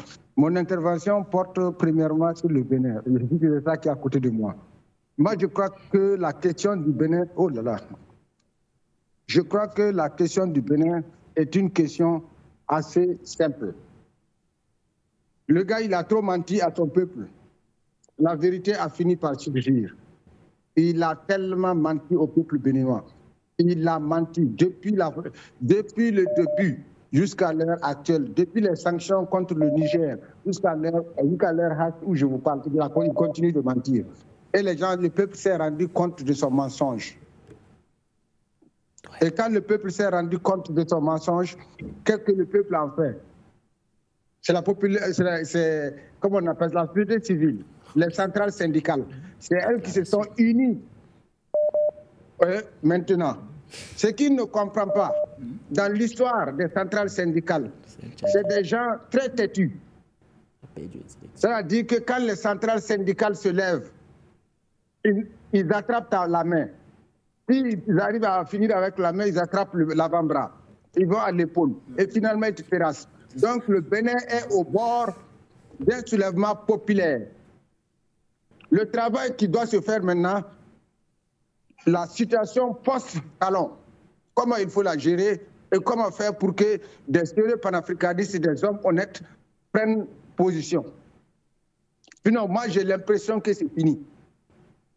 À partir du moment où vous voyez la société civile, les centrales syndicales s'unir contre un dirigeant, il faut savoir que ce dirigeant n'a plus de crédibilité auprès du peuple. Et puis, il y a un des enseignements que je vais citer qui dit que l'évolution des peuples et de l'évolution des mentalités du peuple ressemble à une spirale. Et c'est dans cette spirale, on peut être à un niveau de la spirale, on se croit à un niveau inférieur, alors qu'on est à un niveau supérieur. Donc, Talon a tellement pris les gens qu'il y a eu une période où les Béninois croyaient en lui et se croyaient à un niveau inférieur, pour ceux qui ont compris, ceux qui ne dormaient pas. Mais ils se rendent compte que c'est une spirale. Ils sont en fait au sommet. 7000 vues. Ils sont carrément au sommet. Et donc, il faut s'apprêter à un soulèvement populaire. C'est ce qui va se préparer. Non, mais on ne peut pas... Voilà. Monsieur Maïga Boubacar, on ne peut pas appeler à une insurrection, à un soulèvement populaire au Bénin. Gratuitement sous les bandes françaises. Merci à vous, monsieur Maïga Boubacar, depuis Dori au Burkina Faso. Je rappelle d'ailleurs qu'on ne peut pas appeler à un soulèvement, encore moins à une insurrection du côté du Bénin. Pour l'instant, la Confédération syndicale des travailleurs du Bénin dit vouloir manifester, et ce pacifiquement, pour exiger le retrait des soldats français. On va se limiter à cette communication et ne pas mettre de l'huile sur le feu. Et ce n'est pas ce que nous souhaitons de toutes les façons. Alors, nous prenons M. Peter. Bonsoir à vous. Merci, Constantin. Je salue les invités, Mme Lardaoui, M. André Christel Otanga. Je veux donner mon point de vue sur cette thématique. Je commence d'abord par le ceasefire d'Israël.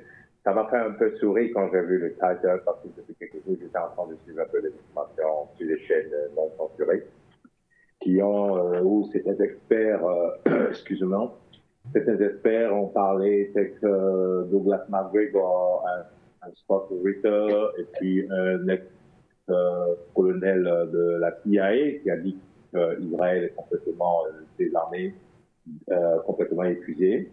L'armée d'Israël s'est cassé la tête dans le front de Gaza, malgré tout ce qu'elle a pu faire comme bombardement. Mais la résistance est toujours là. Mais surtout, le point le plus essentiel, c'est qu'ils sont en cours d'armement. Or, l'administration de Joe Biden, qui lui fournissait le nécessaire pour pouvoir faire cette guerre, va vers sa sortie, puisqu'il y a M. Donald Trump qui arrive avec un autre esprit. Même si Israël fait partie quand même du précaré américain, mais étant donné qu'il y a un conflit majeur qui implique l'OTAN, l'existence même de l'OTAN avec M. Poutine, il est obligé d'aller un peu avec beaucoup d'eau dans le bain. Si bien qu'on suppose que des conseils ont été donnés à M. Netanyahu sur une vague en guerre, de faire profil bas et de trouver une solution de ceasefire. Et c'est ce pourquoi ils sont en train actuellement d'aboutir. Sinon, d'après ce qui s'était passé quelques jours auparavant, les Houthis ont lancé des attaques très meurtrières sur Israël, qui étaient sans réponse par rapport aux missiles supersoniques qu'ils ont lancés. Donc du coup, on voit que le rapport de force commence vraiment à basculer, quand bien même on sait quand même que l'armée israélienne est une armée très sophistiquée. Mais là, on constate vraiment un échec majeur depuis 468 jours, quoi qu'on dise. Ils n'ont pas pu obtenir ce qu'ils voulaient, même si la Syrie n'a plus Bachar el-Assad, mais ça ne suffit pas. Donc, du coup, on est un peu dans une sorte de pause géopolitique et de pause diplomatique. Tout dépendra de comment ils vont discuter lorsque Trump va prendre le dessus et plus voir sa nouvelle politique internationale, surtout dans le Moyen-Orient, où les États-Unis ont beaucoup d'intérêt et ils tiennent absolument à garder une hégémonie militaire dans cette région. Maintenant, excusez-moi, si je vais aborder le problème du Bénin, j'avais entendu dire aujourd'hui, on m'avait même emmené une dépêche qu'un général béninois aurait tenu un discours d'apaisement vis-à-vis du Burkina Faso, comme si on essayait un peu d'atténuer la violence. Quand bien même, vous-même vous l'avez souligné que les syndicalistes se sont révoltés, mais écoutez, M. Guéné, c'est un peu tiède là, il ne faut pas se leurrer, même si ça paraît comme un titre que ça a été effectif, mais connaissant les intérêts de la France, les intérêts stratégiques de la France au Bénin, je ne crois pas que M. Talon soit à même de pouvoir céder à une telle pression. Il a le doigt dans la bouche de la France et c'est très compliqué. Quand tu mets ton doigt dans la bouche d'un politique français, c'est-à-dire Quai d'Orsay ou que ce soit l'Élysée, tu ne peux pas l'enlever parce que tu risques de te faire mort de ne plus avoir le doigt dans la main. Donc, il est obligé de rester toujours dans la soumission, quel que soit ce qui va se passer. Mais, je dis bien mais, si le peuple béninois est déterminé, comme le peuple sénégalais l'était au temps de Macky Sall, lorsque Ousmane Sonko était en vogue, en ce moment-là, il fera face maintenant soit à la démocratie, soit à la dictature, c'est-à-dire marquer le peuple, etc., un peu comme Macky Sall l'a fait avec les émeutes de Ziguinchor. Et là, tout le monde va juger le Bénin, dont on croyait être une démocratie naissante. Maintenant, qu'est-ce que la France va dire? Ça, pour sortir, M. Peter. Ils sont toujours... Oui, je termine là. Je dis, ils sont dans un raisonnement à géométrie variable. Quand ça les arrange, c'est bon. Quand ça les arrange pas, c'est silence radio. Je m'arrête ici. Merci beaucoup. Bonne soirée. Merci à vous, M. Peter, depuis l'Écosse. Encore 12 minutes à passer à vos côtés. On va prendre d'autres appelants. Allô, bonsoir et bienvenue. Alors, j'ai fait bien de parler sur vos antennes qui disaient que le président centrafricain ne devait pas aller en France, que pourquoi il part en France. Il faut comprendre les géopolitiques. La Centrafrique, là, ce président-là, quand il déplace, là, il ne se déplace pas au hasard. Ce président ne se déplace pas comme avant. Avant, la France pouvait convoquer ses poulets. La Centrafrique ne peut pas se renfermer. Aller en France, ce n'est pas un crime. Vous voulez que le président centrafricain, il n'a plus le droit d'aller en France, aller travailler avec les partenariats pour les centrafricains? Nous ne sommes pas contre que le président parte en France. Si le président part en France, qui peut amener quelque chose pour les centrafricains? On a toujours besoin de la France. On n'a pas besoin de la France qui va venir nous dominer. Mais ce président-là, il a pu élever les défis. S'il part en France, ils vont discuter des choses en table parce qu'il a élevé les défis de son pays. Vous voulez que les présidents maintenant, ils ne parlent plus quelque part? Si ce n'est pas en Russie, il ne doit plus aller à quelque part pour traiter des affaires. Arrêtez ça, quittez dans l'émotion panafricanisme. Le monde est vaste. Tes ennemis hier, là, ils peuvent être tes bons ennemis le demain. Il faut que ce président, le président français, à l'époque, ce qu'il pouvait faire à Centrafrique, là, il ne peut plus le faire ça à Centrafrique maintenant. Donc, maintenant, ils vont discuter des partenariats dans tous les secteurs. Arrêtons ça, arrêtons ça. Pourquoi il s'en va en France? Non, ça, quittez dans l'émotion. Ce président-là, il connaît ce qu'il fait. avant qu'ils parlent à quelque part là. Ils ont déjà étudié ce qu'ils vont aller discuter. Ils ne se laissent pas partir en France comme un tourisme. Quittons dans ça, mes frères, quittons dans ça. Quittons dans ça. Et pour revenir directement au Bénin, ce n'est pas le président Talon. Quand Ibrahim Traoré a dit qu'il y a des bases militaires à Polga, ce n'est pas le président Talon qui a, jusqu'à il a sorti son chef d'état-major des armées, de venir dans les plateaux, inciter le président capitaine Ibrahim Traoré. Quand le président il a dénoncé qu'il y a une militaire base à Polga, maintenant les Béninois ils se sont réveillés, non? Voilà, le chef de Vaudou, hier, il a dit que lui, il a constitué le Vaudou. Le Vaudou dit que Patrick Talon doit faire un 3e mandat. Maintenant, le Vaudou parle de 3e mandat. Vous voyez les Béninois? Vous voyez les Béninois? Levez-vous, si vous ne levez pas là. Ce qui est arrivé au Burkina, ce qui est arrivé au Niger, ça va arriver dans votre pays. Ce n'est pas mon souhait. Hein. Si vous levez-vous, hein. Merci beaucoup et bonne soirée. C'est donc que vous disons merci pour votre contribution au Standard. Je ne sais pas si nous avons, ou du moins M. Kamdem est de retour, on lui donne 1 minute pour conclure. Tout à l'heure, nous avons été coupés. M. Kamdem. Alors, je pense qu'on va prendre quelqu'un d'autre. Bonsoir les panels. Voilà. C'est Mohamed. J'appelle au niveau des États-Unis en ce moment-ci. C'est pour apporter ma modeste contribution au débat. Bon, moi, premièrement, ce qui se passe au Bénin, je pense que nous sommes vraiment contents que les Béninois se réveillent enfin. Parce qu'on attendait cela pendant longtemps. Et non, le Bénin a causé trop de torts au pays de l'AIS et dans la sous-région. Parce que si l'on comprend très bien ce qui se passe au Bénin, c'est vraiment décevant à ce que le Bénin se tourne le dos, surtout à son premier partenaire qui est le Niger. Premier partenaire qui est le Niger, économiquement parlant. Et à travers ça, le président est rentré dans une sphère de mensonges. Et il fait que mentir à sa population et à lui-même. Et en disant de balivernes, des trucs infondés. Et tout parce qu'il est sous, comment ça s'appelle, la menace de la tutelle, qui est la France. Et en abandonnant sa propre population. Et vraiment, maintenant, si le Béninois se réveille, c'est parce qu'il est grand temps.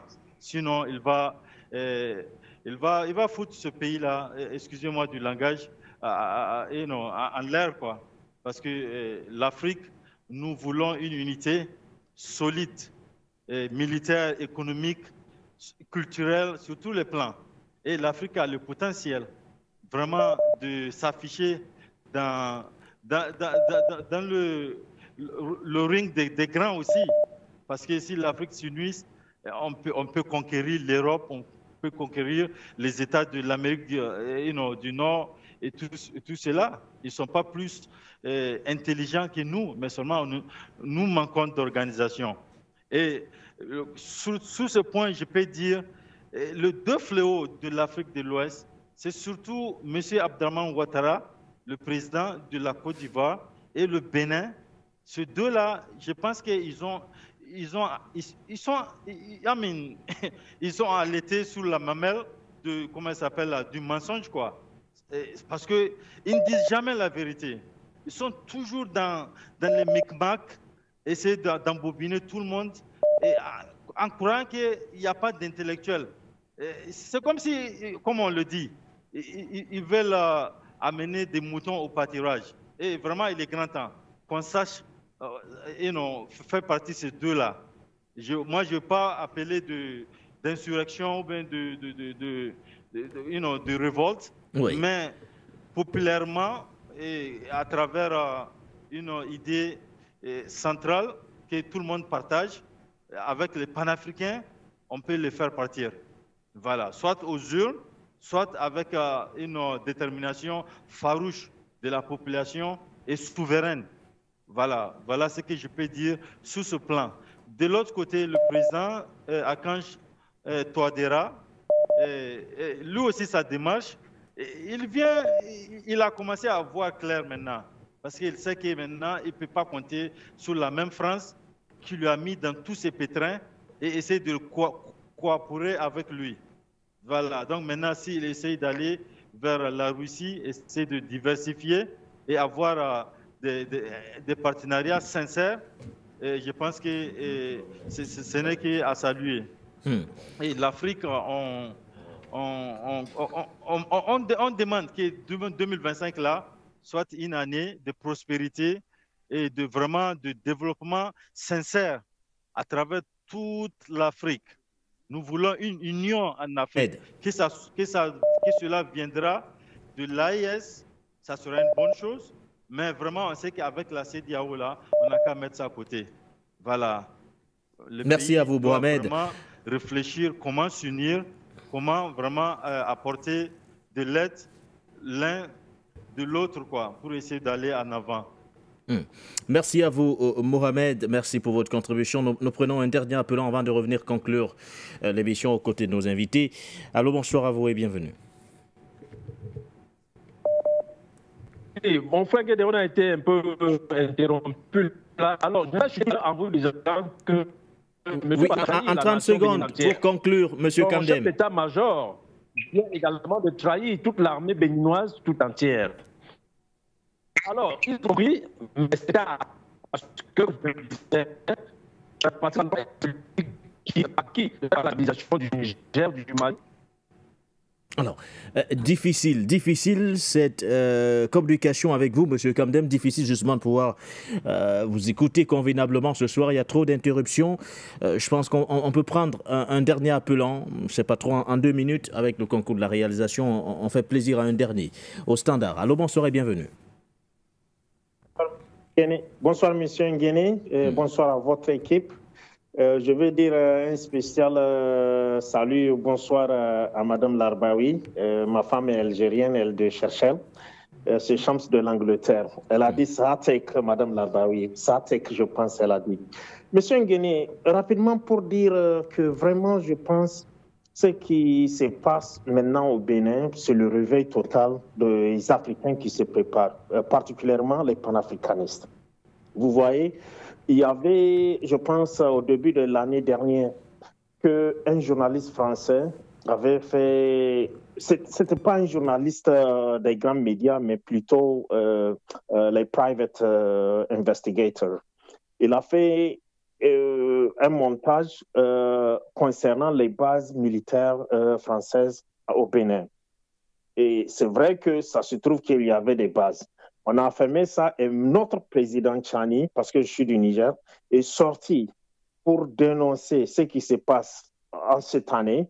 Et maintenant, voilà, les Béninois même révoltent à ce qui concerne les bases militaires dans leur pays. Et quand M.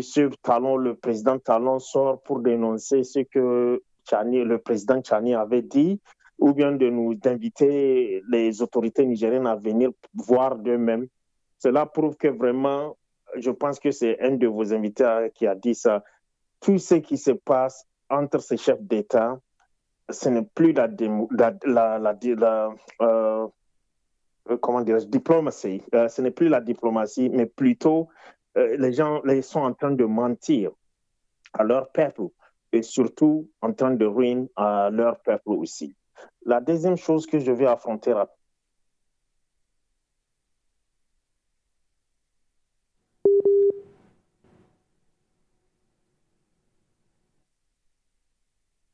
je pense que nous allons revenir sur le plateau, un dernier tour de table rapide, messieurs, sur les différentes thématiques. Vous avez écouté les téléspectateurs.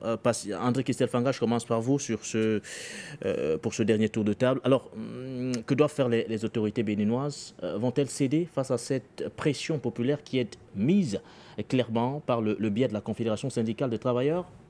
Je vous ai dit que personne ne volera notre victoire. La victoire des panafricains, c'est que tous ceux qui ne sont pas en étroite collaboration avec le peuple, ou dirigeants bien sûr, ils risquent d'avoir des mouvements qui vont peut-être les renverser. Je pense qu'aujourd'hui, le Bénin est sur la voie royale avec ce syndicat, c'est-à-dire créer des mouvements pour dénoncer, n'est-ce pas, pour dire que non, on ne veut plus des Français. Je voulais revenir très rapidement sur le cas centrafricain. Oui. Avant que le président Faustin-Archange Touadéra ne parte en Russie, il était au Burkina Faso. Il y a quelques jours. Il y a de cela quelques jours. Donc vous voyez qu'il a un agenda. Et vous voyez le partenariat Russie-Burkina Faso, n'est-ce pas, ce que ça produit comme résultat. Et donc, vous voyez que de manière claire, et vous voyez comment le capitaine Ibrahim Traoré a été accueilli lors du dernier sommet Russie-Afrique, où il était positionné. Donc, vous comprenez que sûrement, il a dit quelque chose d'extrêmement important au professeur Archange Touadéra lors de sa visite, en lui disant, OK, tu veux quelque chose pour ton pays, alors voici ce qu'il faut faire, voici ce qu'il faut dire, voici des éléments. Je pense que ça a été un élément, un apport de plus, n'est-ce pas, pour l'agenda du professeur Archange Touadéra, pour justement nous produire ce genre de résultats avec une liste complète, n'est-ce pas, des éléments qu'il faut pour le développement de son pays. Merci à vous, André Kistel Fanga. Linda Larbaoui, pour sortir de l'émission, du côté, bien sûr, de Gaza, ce que nous souhaitons tous, c'est que le calvaire, entre autres, du peuple palestinien prenne fin.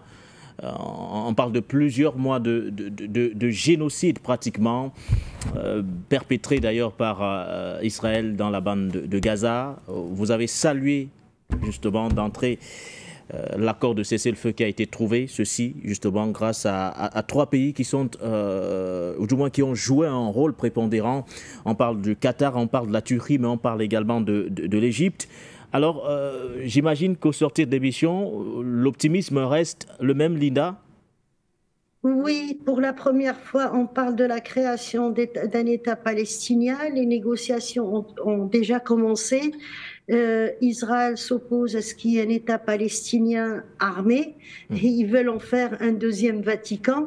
Mais le peuple palestinien qui a payé très cher pour récupérer la parole, je crois qu'il ne laissera pas faire, d'autant plus que Hamas veut s'allier avec le reste des Palestiniens, notamment Fatah, qui sont en Cisjordanie pour rester en un seul peuple. Il faut que le peuple palestinien reste solidaire entre lui. Comme ça, ce qui va se passer à Gaza se passera également côté Cisjordanie et ils sont en bonne voie. C'est pas demain la veille, je vous le dis, hein, mais c'est déjà ça et ils ont au moins la parole. C'est eux qui ont négocié pour la sortie de cette crise. Et merci à vous. Merci à vous, Linda Larbaoui. Un patient parfum d'homme pour sortir sur le sujet du Centrafrique, professeur Faustin-Archange Touadéra. Il achève sa visite dans quelques heures seulement du côté de la Russie. Vous avez également salué justement la vision du chef de l'État centrafricain, mais surtout, vous avez pris sur vous. Vous avez pris des coups quand vous avez soutenu sur les antennes de For You Media Africa qu'il n'avait aucunement dévié de sa trajectoire, le professeur Faustin-Archange Touadéra. Le même avis, vous le gardez et vous mourrez avec vos idées, patient parfum d'homme. Non, pas mourir, je vais vivre avec mes idées, oui. Parce que ce sont des idées de vérité. C'est une façon de parler. Ce sont des idées de vérité et de justice. Là encore, il y a un autre saillie, quand les gens disent il a été là pour prendre conseil, on lui a dit de faire comme ça. Il y a également l'argument électoraliste qui est avancé. Oui, les gens disent tout et n'importe quoi. Qu'il préparerait, entre autres, des élections. Tout et n'importe quoi. Tout et n'importe quoi. S'il n'avait rien fait, on aurait dit qu'il n'a rien fait. Maintenant, qu'il déroule son programme, on dit oh c'est parce que Ibrahim Traoré qui est son fils lui aurait donné des conseils, on dit que parce qu'il prépare des élections. Je vous rappelle que le premier pays qui opère une rupture avec la France et se rapproche de la République centrafricaine et appelle les troupes russes sur son sol, c'est la République centrafricaine, le président Faustin-Archange Touadéra qui se rapproche de la Russie. Donc il ne faut pas l'oublier. Maintenant, quelqu'un nous a appelé, je crois, d'Angleterre. Il a été très, très clair. Pourquoi les Africains ont peur de plus en plus? On a peur même de notre ombre. Nous sommes devenus, quand on est un État souverain, on ne tremble pas, on négocie tout. Là, coup sur coup, vous avez eu la levée d'embargo sur le diamant. centrafricains. Oui. Vous croyez que ça s'est passé comment? Même le FMI a été obligé de revenir sur un certain nombre de dispositions qui entravaient le financement de l'économie centrafricaine. Vous pensez que c'était tout? Le président Faustin Archange Touadéra a repris une tournée africaine et qui aboutit encore là maintenant à une énième visite en Russie, parce que ce n'est pas la première non plus, cher ami. Il consolide tout simplement ce qu'il a commencé à faire depuis un certain nombre de temps. Là, parce que peut-être sur le plan médiatique, on nous montre que le fait qu'il décline... On a l'impression que celle-ci a un caractère bien assez particulier. Oui, mais parce que sur le plan militaire, pour appeler l'armée russe en Centrafrique, il fallait opérer plusieurs subterfuges. L'horizon n'était pas encore aussi clair. Aujourd'hui que l'horizon est dégagé, il peut maintenant articuler de manière formelle, n'est-ce pas, ce qu'il espère avoir sur le plan économique pour lancer le véritable chantier de développement de son pays et de la sous-région. C'est-à-dire, encore une fois de plus, bravo à mon champion, le président Faustin Archange Touadéra. Vous êtes un véritable leader de la conscience panafricaine et je vous dis merci, cher monsieur le président. Merci à vous, patient parfum d'homme, André Kistel Fanga, Linda Larbaoui, les invités de cette émission du Point sur l'actualité, l'avant-dernière livraison d'ailleurs de cette semaine, édition du 16 janvier 2025. Merci également à nos nombreux téléspectateurs, auditeurs, pour ceux qui nous prennent en relais via les ondes de la 96.3 FM. Merci également à tous ceux qui nous suivent sur nos différentes plateformes numériques, Facebook, YouTube, Instagram, Twitter, du moins, entre autres, X, puisque cela a été remplacé, il y a Belle Lurette, entre autres, Telegram surtout, on ne saurait oublier également ceux qui nous prennent en relais de ce côté. Merci à la grande équipe du côté de la réalisation, portez-vous bien.